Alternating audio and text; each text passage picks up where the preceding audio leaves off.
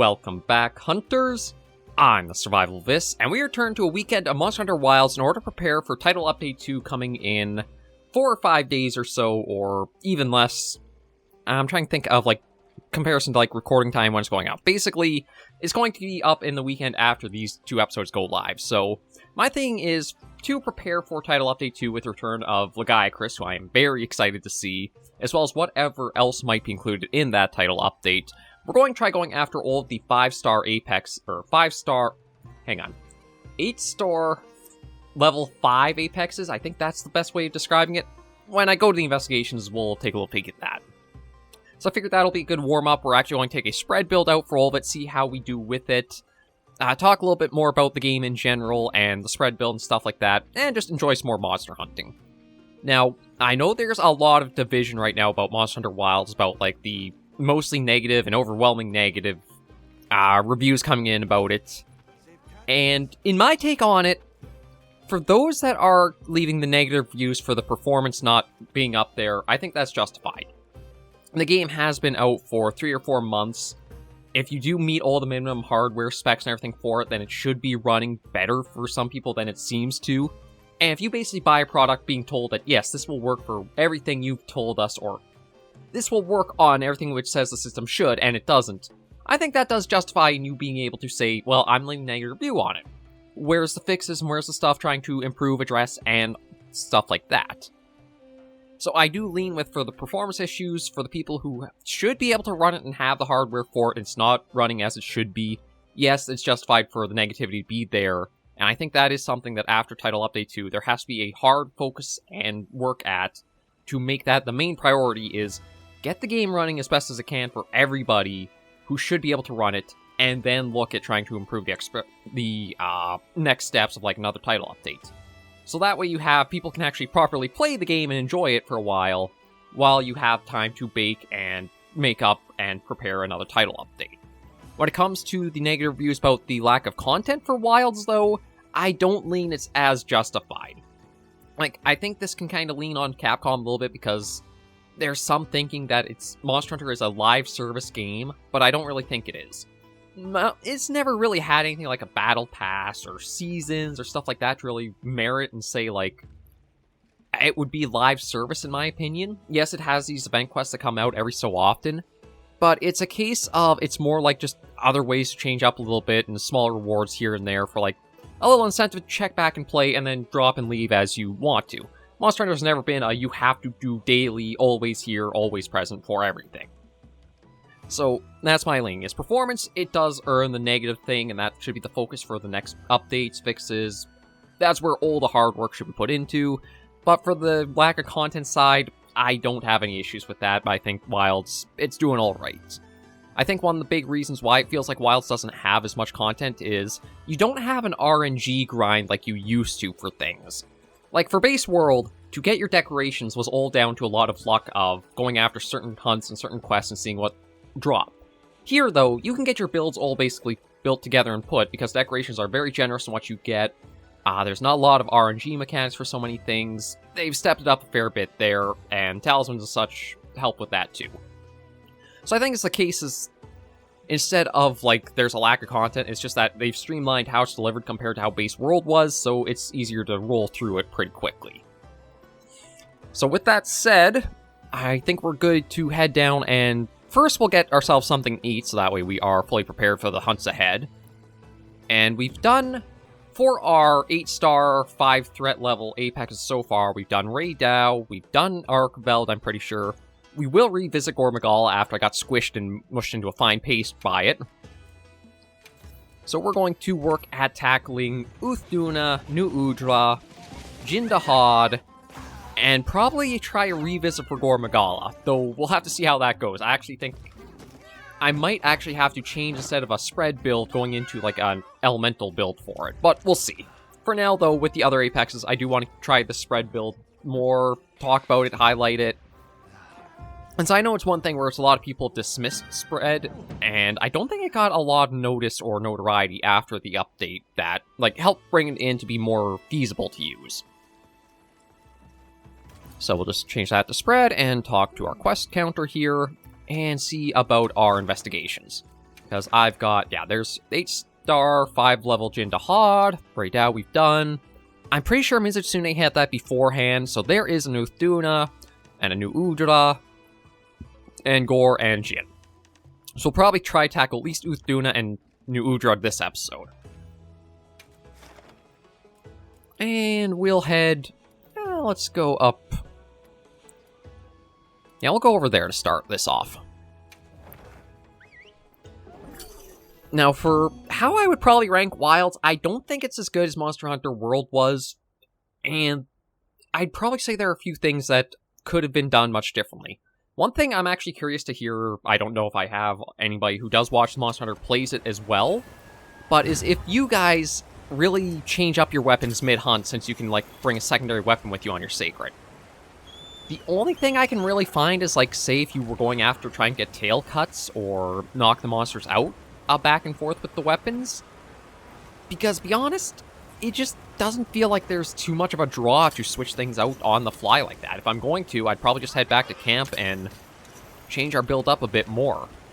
And actually, one thing I will have to do is just take a moment after this hunt, probably show over the weapon, or the armor and the skills I've got slotted into this. Just so that way you guys see what I'm using for it. It's not like speed run or meta build or anything like that, it's just I tried to cobble together something that plays decently enough for us.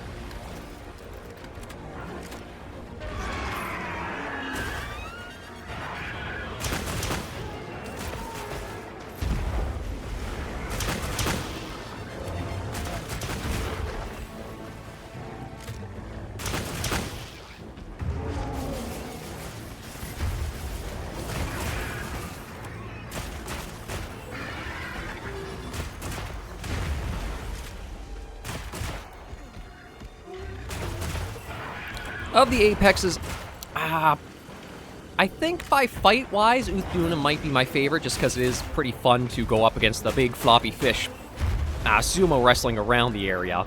But when it comes to, like, design, I think I have to give it to Jin Dahaad being, like, the heat-sink dragon. It does make me a bit sad that my favorite of the Apexes don't have my main weapon for, like, design to them. Like, we don't have a light bowgun for either Uth Duna or Jin Dahaad.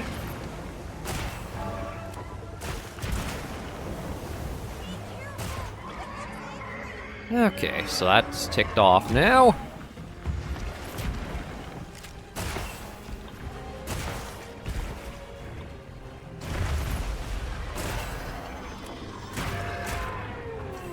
And there's rapid fire mode back.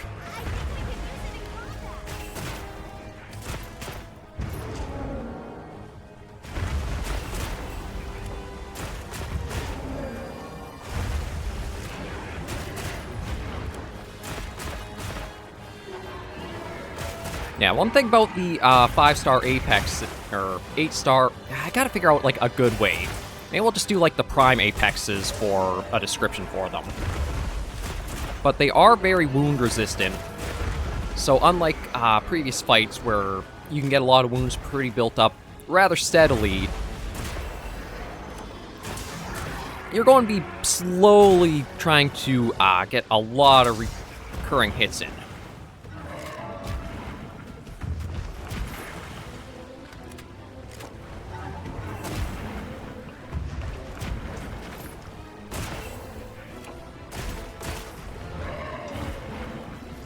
Being tempered, they also do have those, like, fortified scars on them. So that will lean into a bit of the difficulty that it has. Ah, shoot. Didn't quite seem to be able to get the dodge in there.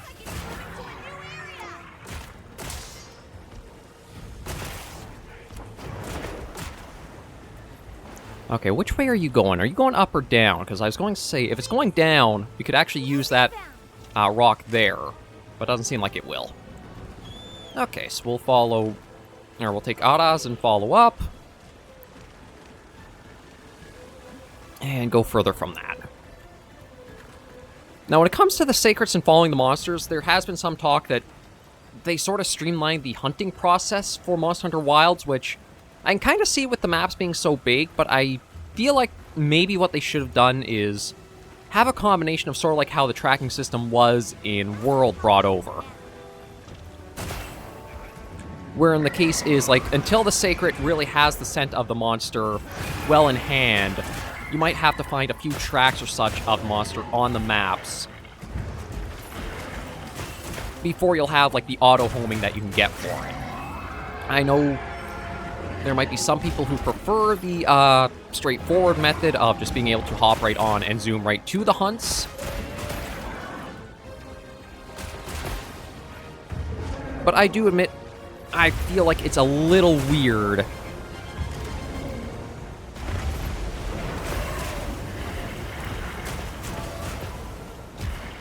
to have it so, like, the Sacred just automatically has a scent of every single monster and is just always able to take you along.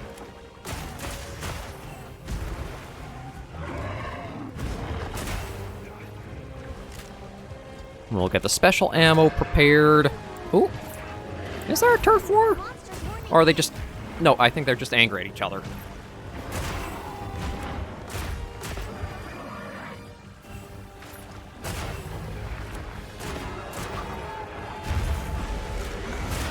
Now, Uth Duna really is just the big sumo wrestler of the forest.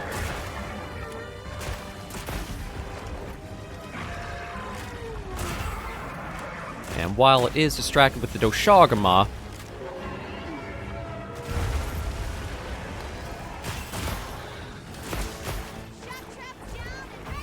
oh, thank you, Runa.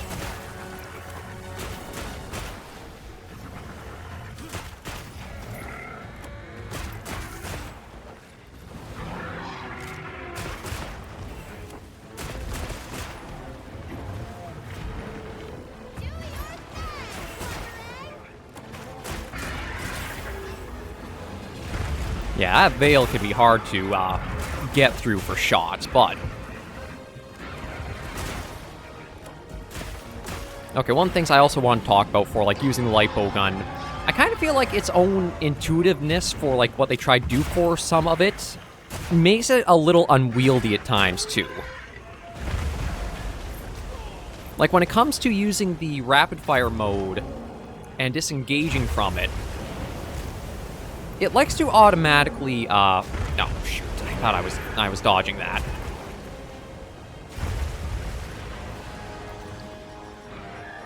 It likes to automatically, like, walk you up to take off the rapid-fire drum, but truth be told, I'd prefer it if instead you just had, like, a click of, like, you couldn't shoot. Because the automatic animations of, like, it prepares you into something else or changes what you're going through can honestly put you in more danger than you want to be in.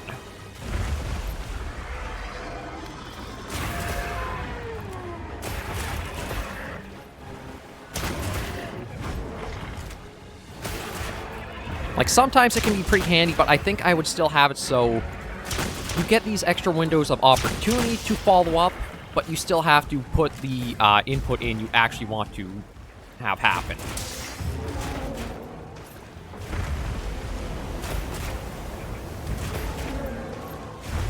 Yeah, like, another thing, too, is, like, sometimes it'll give you the, you might just want to dodge after shot and not do the shooting dodge, but the game won't register that, and you get caught into that lockup, too. It kind of feels like it's trying to be too intuitive, and instead of reading what you actually want to do, it thinks you want to do this, and that kind of screws you up. I've only really noticed it a lot with the light bow gun, although I think that might be because they try to have it so it's like such a rapid fire weapon that it doesn't think it trusts the player to have the timing to put the inputs they want in. So it does a lot of these, like, intuitive animations that, again, it just feels like unresponsive because too much is given to you automatically, or it tries to do that on its own. But we'll try to follow along, take it down.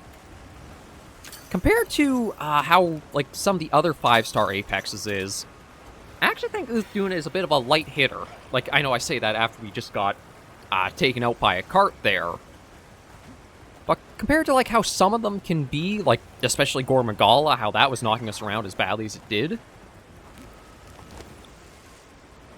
I do feel like Uth Duna isn't all that souped up when it comes to like its attack damage. It does seem to be much more combo focused and a lot faster in how it can do some of its stuff.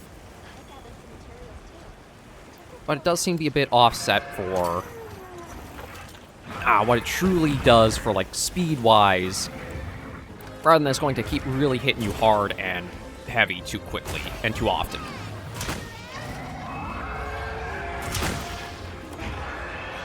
Another thing I do wish we didn't have was the Gagios being so stupid on this map. I actually have to hand it to, like, say, the Talioths on the Windward Plains. They know when to get the heck out of somewhere. Like, if you're up against a large monster, they'll usually keep away from you and it, unless there's an opening against the large monster. Then they kind of have this opportunistic side to them. But the Gagios here, they just should not be engaging at all.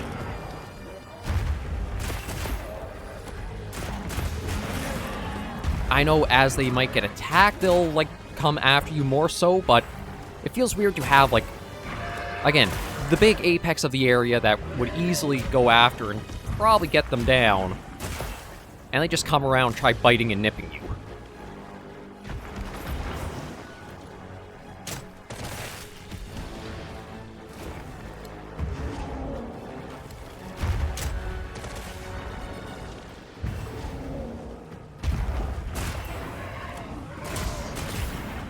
Okay, we're getting a few wounds. I'm actually not sure when it comes to the wounds if it's better to use, like, just the general attacks or to try using, like, say, the focus strikes for them. It kind of feels like you might get more damage out from actually using the general attacks, and the focus strikes might be more so you want to save if you can get, like, a stagger from them. But I'm not 100% sure.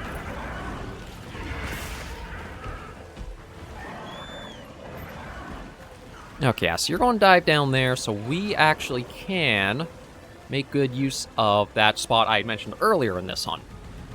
It should be... yeah, it'll follow us along. There's the rock trap right there.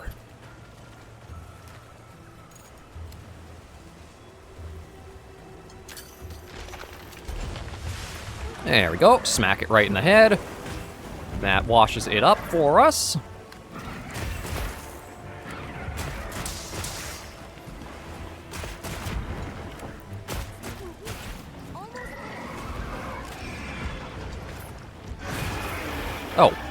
Oh, Uth Duna actually has a roar that's loud enough to be able to, like, damage you. I didn't realize that, unless maybe it's only, like, the veil-giving roar.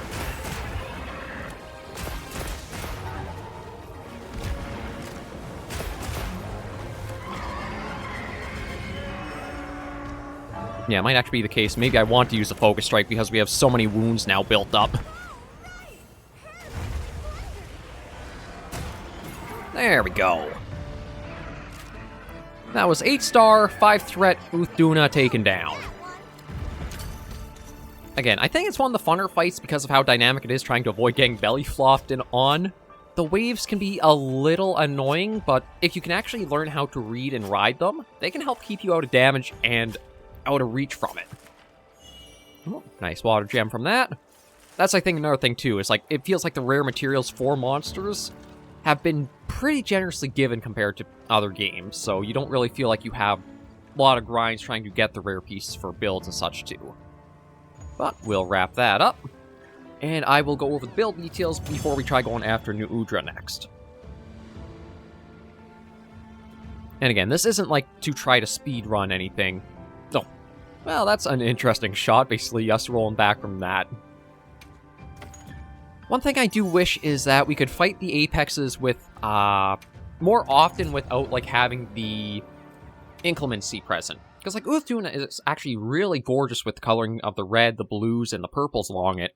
But because you're always fighting a downpour, you don't get to see that vibrancy to it. And it kind of is the case for all of the apexes. I think it's only Nu Udra that kind of is exempt from that, because all the Fire Spring, or, yeah, the Fire Spring Festival and everything going off there really lets the colors of it stand out so much more.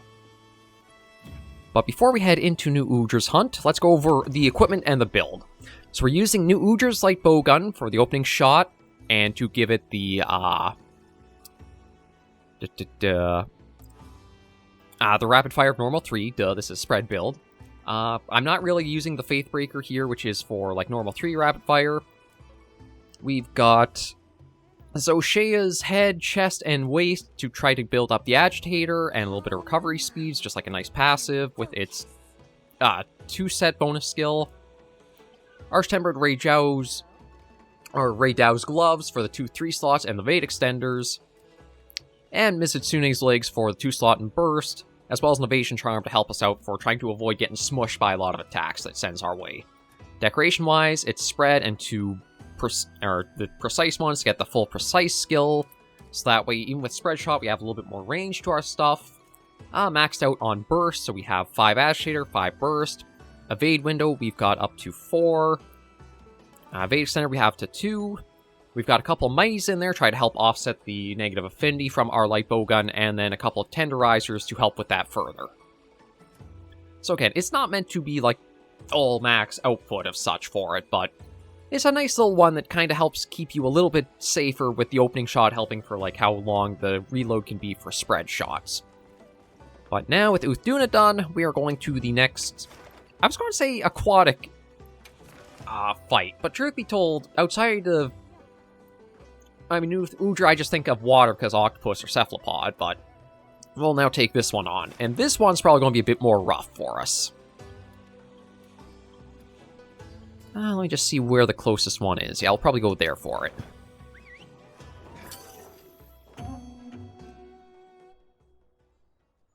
So Nu Udra has a tendency of being able to catch you by surprise no matter what angle you might be fighting it from, because those tentacles, all of them, have capacity to do some attacks out your way. So this one might smack me around a little bit more than usual. But we'll just make sure we restock with what we've used. Put away the extra ammo. Oh. That sounded like... I'm wondering if maybe the weather's changing. Why we heard, like, the rumbling there. I almost thought maybe, like, a Gravios was coming around. No, and there is our target. Sneak attack in. Yeah, I always have a hard time reading when Nu Udra actually is going to roar.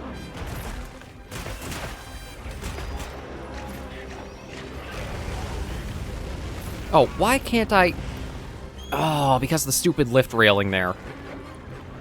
God, one thing I will still continually admit that I don't think Monster Hunter should have done was moved into a lot of vertical maps and such.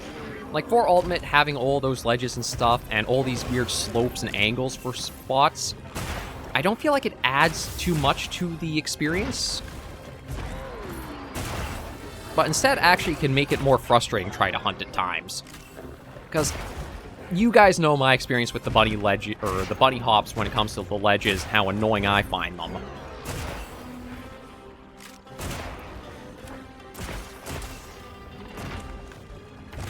But I feel like sometimes that can be amplified a lot, too, with just, like, how the angles of, like, say, the ground is for, like, slopes here and that.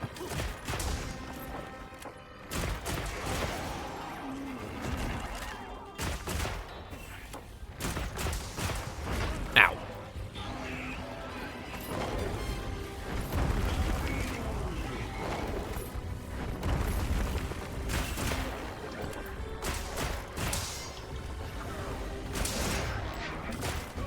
Oh, shoot. Yeah, see again. Oh, okay, let's get a good run in to get out of that. Heal up. As much as I do have the passive healing on us from the Zoshia set, it is only the 2 bonus. And does have its own, like, slow build-up for it, so when situation does call for it, we gotta remember to heal up.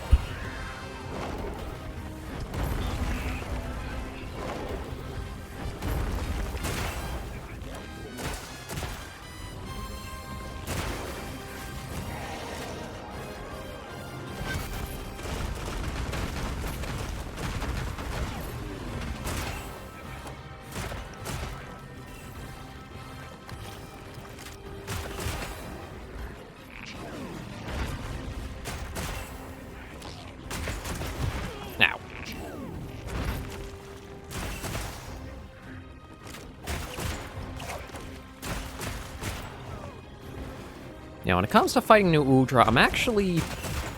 I mean, you'll probably want an elemental build for max effectiveness against it. But I'm not sure, like, where the best spot to actually be aiming for when it comes to using, like... just, like, raw damage is. And it seems like the end of the tentacles do get more sensitive or become a bit more vulnerable for it.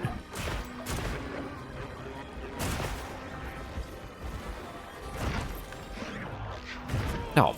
Where were you even aiming at? That? Again, it's like it almost knew we were going this way.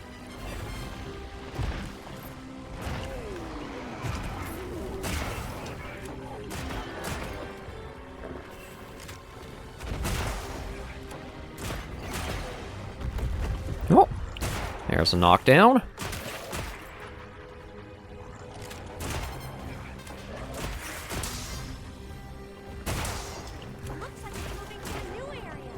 Okay, we got a little bit done to it, but we still have a lot more to go, more than likely.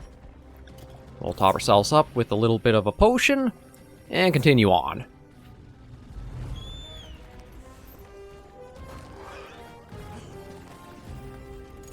As for... Okay, let's see if we can get this to go off. Yeah, there we go. That'll help get a good opening in. Now, I do wish we had access to slicing shots, so I could maybe try to get rid of some of these tentacles as we're fighting, but it is what it is.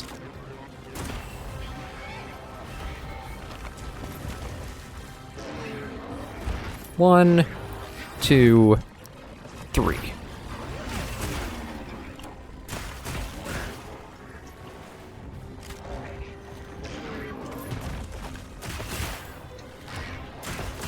Now, yeah, I gotta be careful. Chaser shot really is... again, I hate some of the non-interactiveness what comes with, like, when you get up from getting knocked down.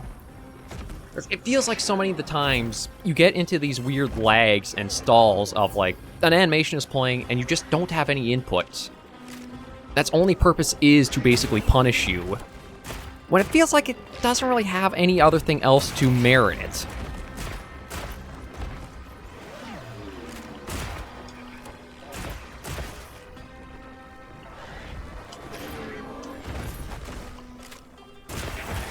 Oh, there's a head break.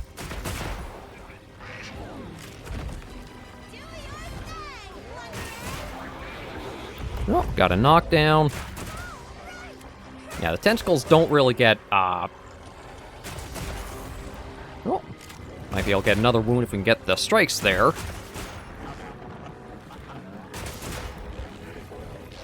We'll just get out of there.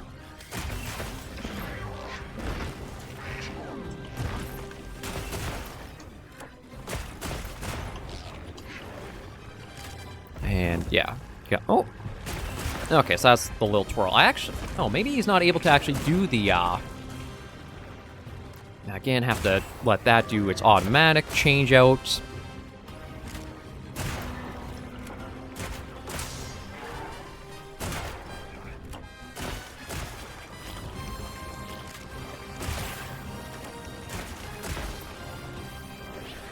Oh.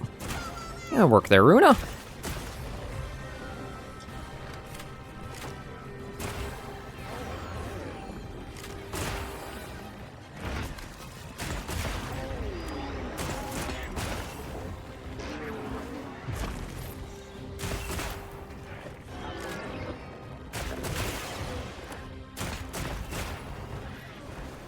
Nope. Okay, seems like it's heading off somewhere else. So we'll call the Sacred and go for a little bit of a ride. See where you're running to. Oh, and you're coming back this way.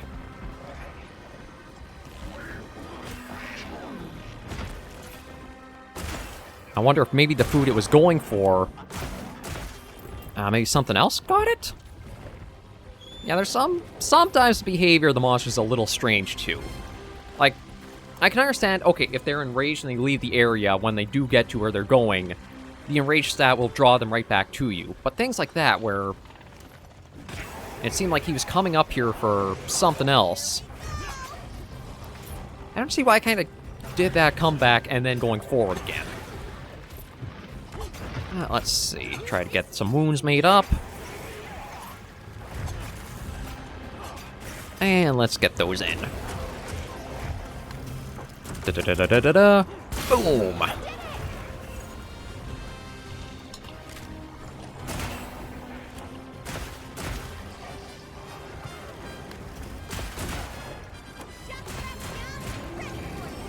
Okay, we'll definitely be wanting to use... Oh!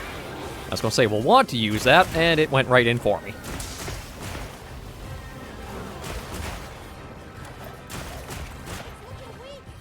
Oh, there we go.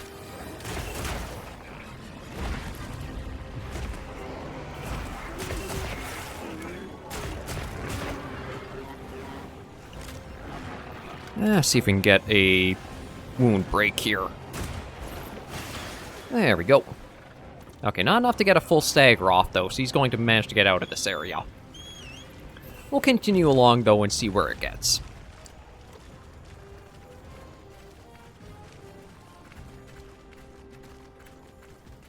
Like, when it comes to the spread builds, I do have a lot of fun with them. I still feel, though, like they can be a little more clunky and hard to use. Certain monsters definitely feel like they are bad matchups, but you also kind of want to have some of those in the game so that we have reason to use other builds as well. The only thing I kind of wish that we would see for some changes for, like, some of the weapons, like, say, the heavy bowgun, the bow, and the light bowgun, is that certain skills actually have more impact and more tangible effect. Like, one of them I like is the bandolier skill, or the tetrad shot skill, I think it's called. Bandolier is the name of the decoration. It basically, on your 4th and 6th shots, those ones have they're supposed to have an attack and affinity boost. But in all honesty, when you try them out against a target dummy, it doesn't really feel like they have those.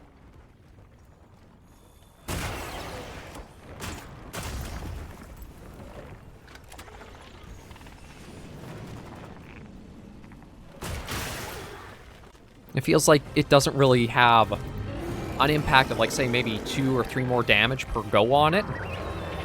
I feel like something like that for a skill-wise... Oh, where are you coming out? Okay, there you are.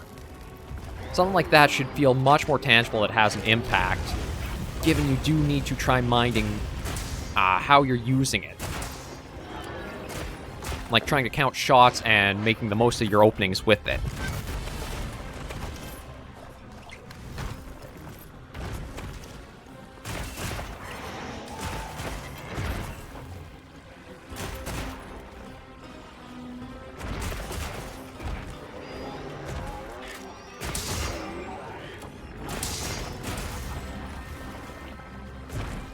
Yeah, he does have another wound. That's what I was looking for. Still not a stagger, though.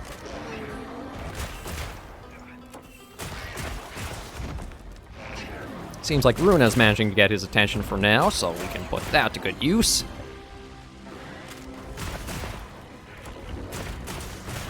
Oh, there we go. There was Nu Udra taken down.